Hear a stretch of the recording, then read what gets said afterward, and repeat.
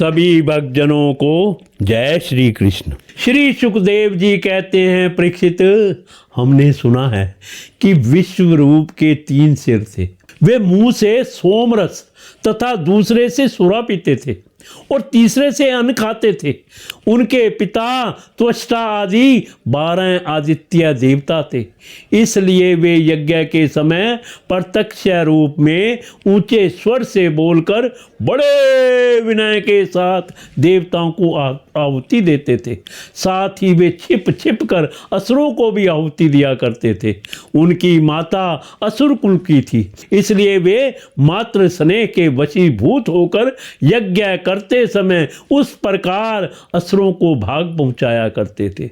देवराज इंद्र ने देखा इस प्रकार वे देवताओं का अपराध और धर्म की ओट में कपट कर रहे हैं। इससे इंद्र डर गए और क्रोध में भरकर उन्होंने बड़ी फुर्ती से उनके 3 सिर काट लिए। विश्व रूप का सोमरस पीने वाला सिर पपीहा, सुरा पान करने वाला गौरैया और अन्न खाने वाला तीतर हो गया।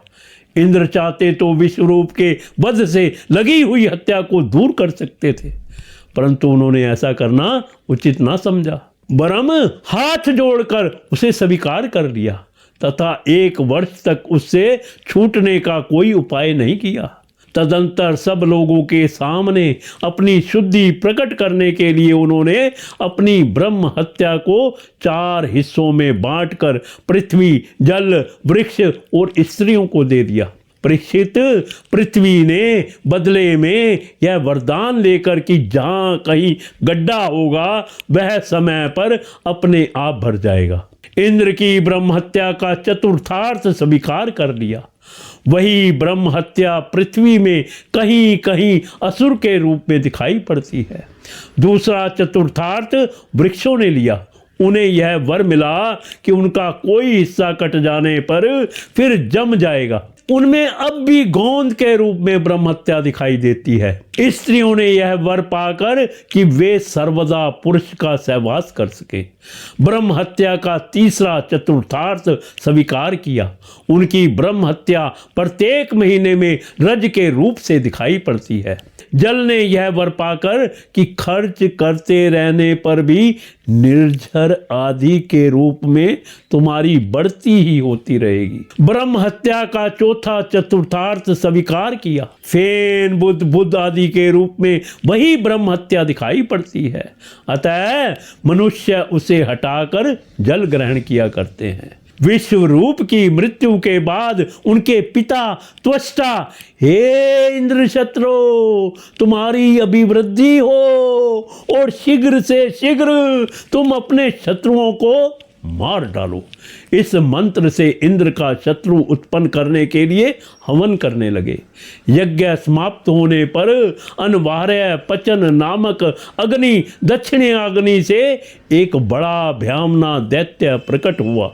वह ऐसा जान पड़ता था मानो लोकों का नाश करने के लिए प्रलयकालीन विकराल काल ही प्रकट हुआ हो।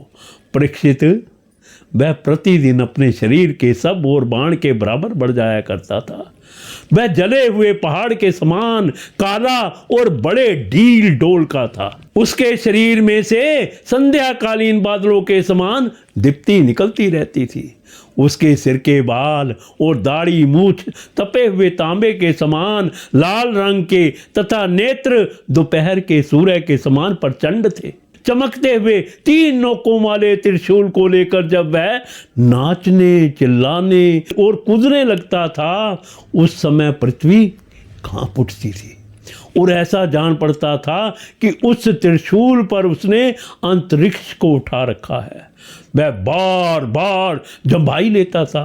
इससे जब उसका कंदरा के समान गंभीर मुंह खुल जाता तब जान पड़ता कि वह सारे आकाश को पी जाएगा, जीव से सारे नक्षत्रों को चाट जाएगा और अपनी विशाल एवं विकराल दाढ़ों वाले मुंह से 3 लोकों को निकल जाएगा।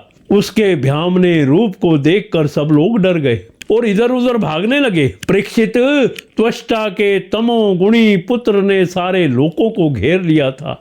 इसी से उस पापी और अत्यंत क्रूर पुरुष का नाम बत्रासुर पड़ा।